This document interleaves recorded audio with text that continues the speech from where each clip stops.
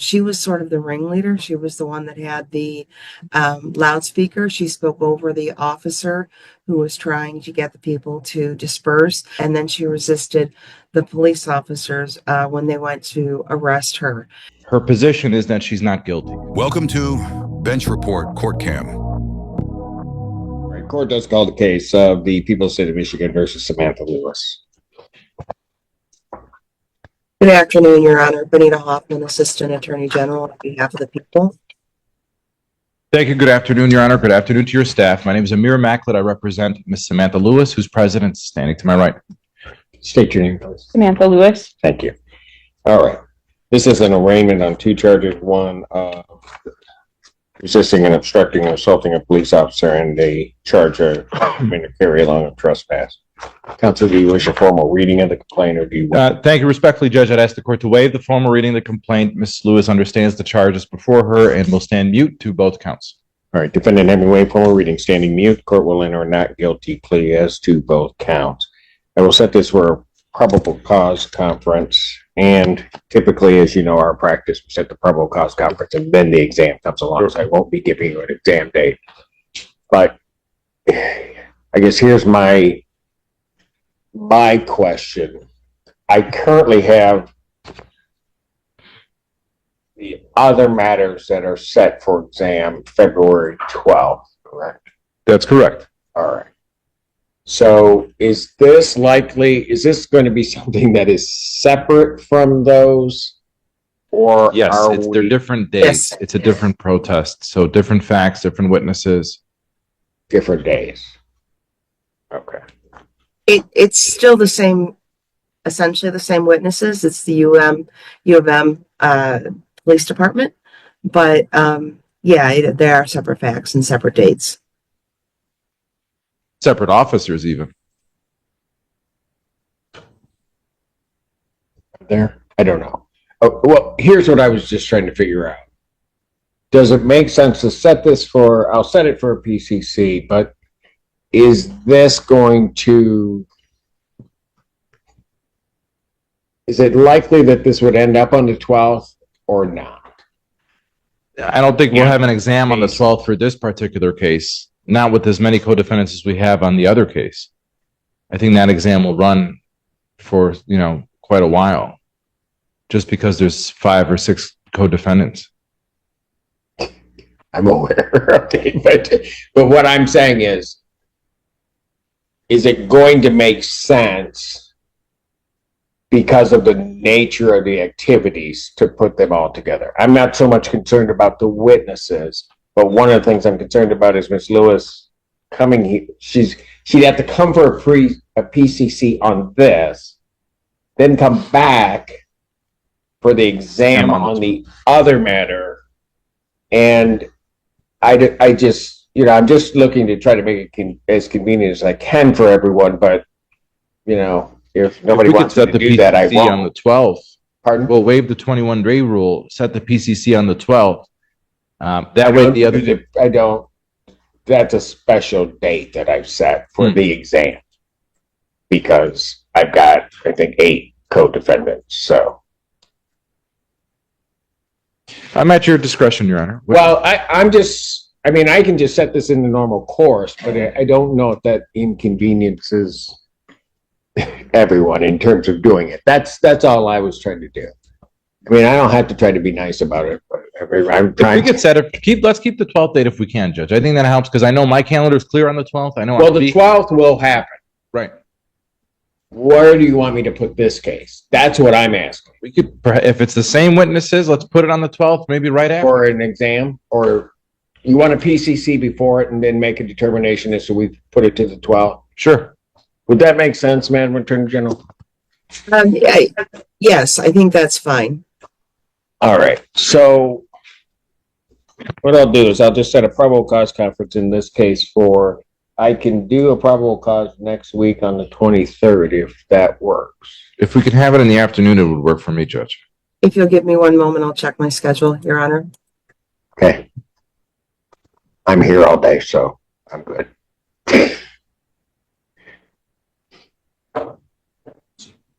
Yes, the 23rd. I have a Well- sentencing in 15th District Court at 2 p.m. No way. No, I'm kidding. Okay, so you have a sentencing at 2 in the afternoon at 15 on that. Yes, in front of Oh, Judge Valvo.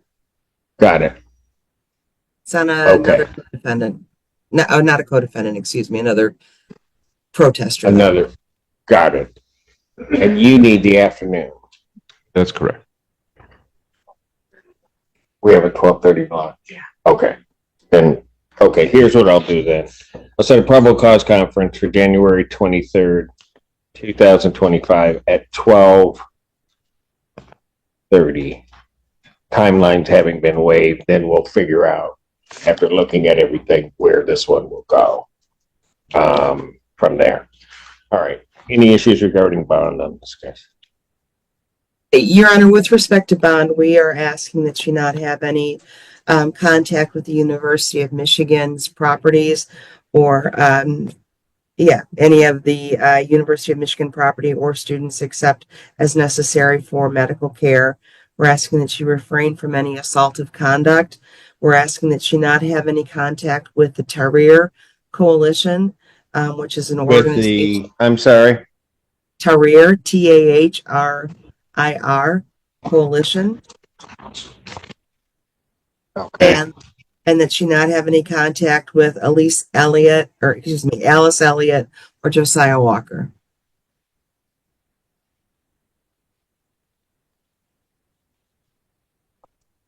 Assuming a recommendation of PR bond. Oh, yes, that's fine. And it's Josiah, you said Walker? Yes, Your Honor. Counsel, any Yes. response to the condition request? We don't object to personal recognizance bond, Judge. Ms. Lewis obviously has ties to the community and substantial support as evidence in the courtroom. I do have a strong objection to any prior restraint to this coalition or organizing or being a member or associated with the Tahrir Coalition. I don't know what the Tahrir Coalition is. It, according to the Attorney General in my conversation with her, she says it's a group that protests. Well, I don't think that the court rule 6.106 has any condition that would impose a prior restraint when it comes to bond. It's a Well, that's not true, because I mean, I heard this argument when I was reviewing the bond condition. Many times bond is about prior restraint, if you're going to look at the definition of prior restraint. So, I mean, I don't know that that is a compelling argument for the court. Well, I think the association it's another right that an individual has, a citizen has the right to associate, to organize, and to have meetings with other individuals.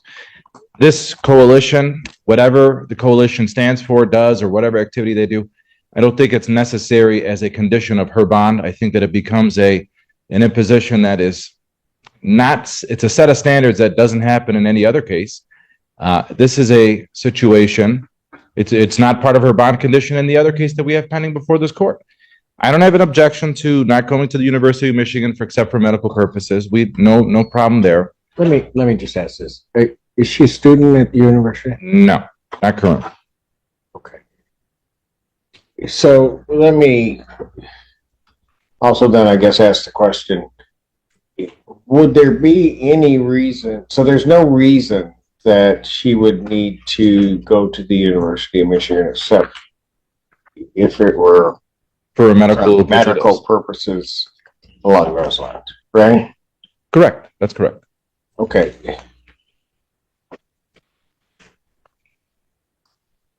I see that her address is a Detroit address. That's correct. That's correct. Okay. So is there any reason that she would need to be in Washtenaw County? And I'll tell you why I'm asking that. It may seem broad, but I also don't believe in placing individuals in positions where they may violate a condition of bond and not now. If it were easy, even for those of us that reside in this county, to figure out exactly where University of Michigan property is, then I wouldn't have a problem. But you could be walking along and all of a sudden she could find herself on U of M property, not necessarily meaning to, but then in at least technical language violating the bond condition. So I try to set parameters that may seem rather restrictive, but also are clear for defendants. And one of the other things certainly let you talk. The other thing is I could not do, for example, I can't say Ann Arbor because University of Michigan properties exist within Washington County, outside of the city of Ann Arbor. Well, Judge, there's campuses in Flint, there's campuses in Dearborn. There's. No, I know, Yeah. but I'm more worried about here right now. I can't. My wonderful colleagues around the state can worry about those other places. I just have to worry about here. So, Judge, she has ties to Washtenaw County. If the court's thinking about imposing that, she does have ties to Washtenaw. So I don't know where the court would like to go in terms of imposing a no contact order with the county of Washtenaw. She has ties here. Familial ties, personal ties, friendship ties, work associated ties. all right, there's going to have to be some information given to the court about this. Is it to hear coalition? So you're I don't. Go ahead. The information that we have in our files is that the Tahrir Coalition is a professional organizing group that advocates for pro-Palestinian policies. And we don't have a problem with the fact that it exists or that it advocates, but Ms. Lewis's involvement with that group has so far resulted in 2 arrests for her that have resulted in charges for resisting and opposing a police officer. And for that reason, we're concerned about the contact that she has with them and that the work that she does on their behalf, because it is leading to that kind of assaultive behavior. But are you indicating that her connection to the group, that she somehow is causing others in the group to act in a certain way, or that by her being part of the group, she's now acting in a certain way? I guess I'm unclear as to that. Sure, Your Honor. I don't know if the group is causing her or if she's causing the members of the group to behave the way that they're behaving. But at the last case, a juvenile was arrested for resisting and opposing as well. We elected not to charge her, but there was a juvenile that was involved in this particular protest. She was sort of the ringleader. She was the one that had the loudspeaker. She spoke over the officer who was trying to get the people to disperse and put down signs that they had that had pointed edges on the sticks. And then she resisted the police officers when they went to arrest her. So our position on it is, I don't know if she's the cause or if she's caused, but either way, she's behaving inappropriately. If she was just speaking, no problem. Right, but outside of the behavior that different sides may disagree on, I'm trying to figure out what the correlation is between the behavior that is alleged and her participation or alleged participation with this group or coalition. I'm not following it, I guess. Your Honor, I understand the court's concerns, and in light of the fact that she could do work with the organization, I would rephrase my request to be that she not be involved in any protests with the organization. Gotcha. Judge, we're not coming to camp. Hold on before you go, because I'm sure you've got a lot to say on that. I do.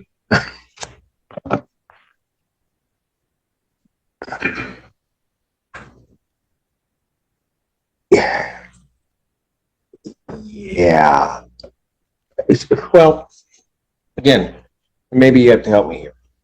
Is it this To Hear coalition that is responsible for the protest? Is that the piece I'm missing? That's what we believe to be the case, Your Honor.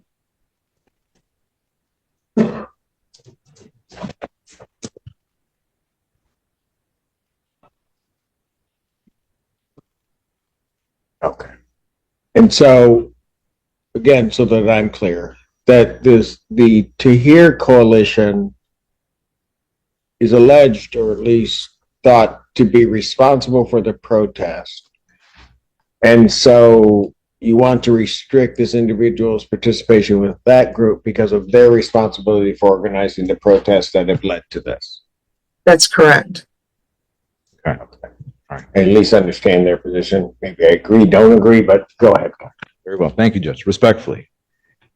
The defense, and the court is no surprise, the defense is this is free speech, that these are protests, and that this is indicated that she's presumed innocent until proven guilty from the very outrageous, ridiculous, and with no merit to the charges that she's brought now twice. Okay, this is going to be very litigated.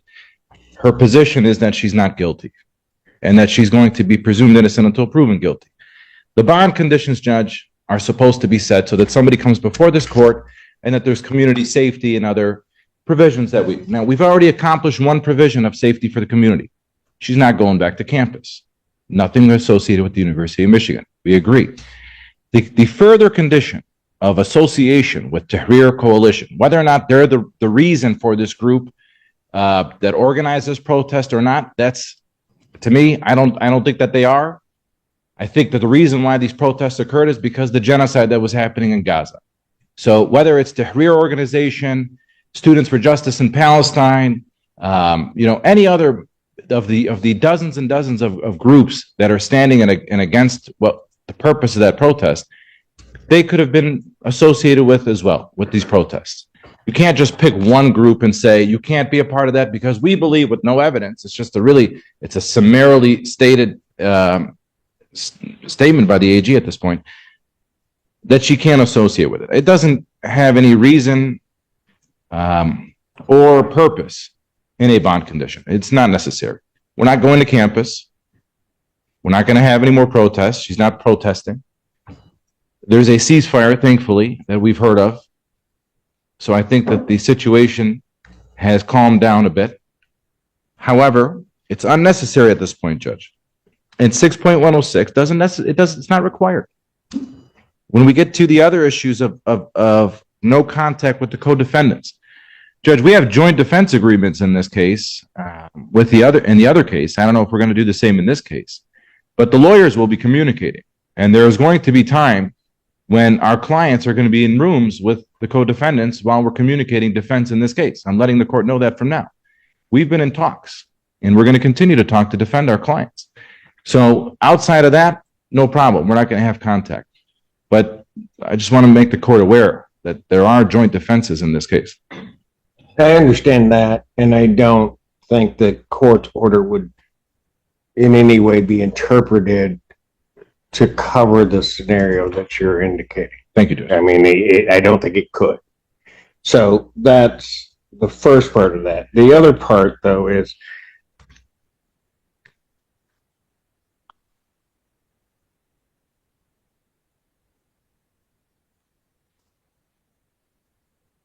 anything else from either side?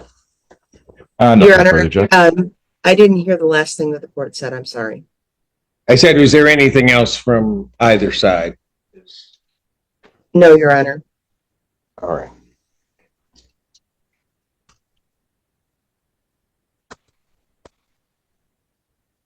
I will indicate that I'll set the defendant's bond at a $10,000 personal or cognizance bond. She's not to leave the state of Michigan without permission of the court. She's not to commit any crimes, she is not to commit any crimes. She's immediately notify the court of any change of address. She is not to use any illegal substances. She is not to purchase, possess, or any firearms, ammunition, or anything fashioned to be a weapon. I think that it's too broad regarding the request. Well, there are two real issues here. One being the Tahrir Coalition. Without more, this court would have some concern with restricting someone from talking to a particular group. I am not familiar with the Tahrir Coalition, but if, for example, that coalition, and again, I don't know, they have certain different arms of that coalition that do different things, and she might be involved with the humanitarian effort within that, and it would seem improper for the court to stop her from being able to engage in that. So, and so without knowing more, I am going to decline to put a prohibition on the defendant that she could not have contact with the To Hear Coalition. By the same token, as I kind of was signaling and would indicate, that except for court-related proceedings and other things, I am going to indicate that the defendant is not to be in Washtenaw County. I don't see a basis or need for her to be here. If she has to visit friends, she has to make certain other arrangements that will. Counsel, you may want to. And she, Counsel, you may want to mute when you if she's stuck. I just wanted to. I'm sorry. Go ahead. You can finish your question.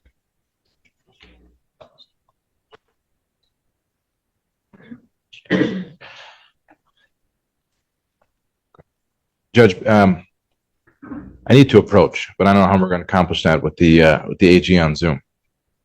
Because I'm the master of Zoom, and we will. If I may approach, Your Honor. Oh, you need to let go. Oh. I did. I just Okay. I need to approach. Just All right. Here's what we'll do. Ma'am, you can have a seat. Take him yes, and then thank you, Judge. and for the rest of you here, we'll get you home in time for dinner, maybe. So, Wherever she. Thanks for watching. Stick around longer and click the highlighted videos to your right. See you there.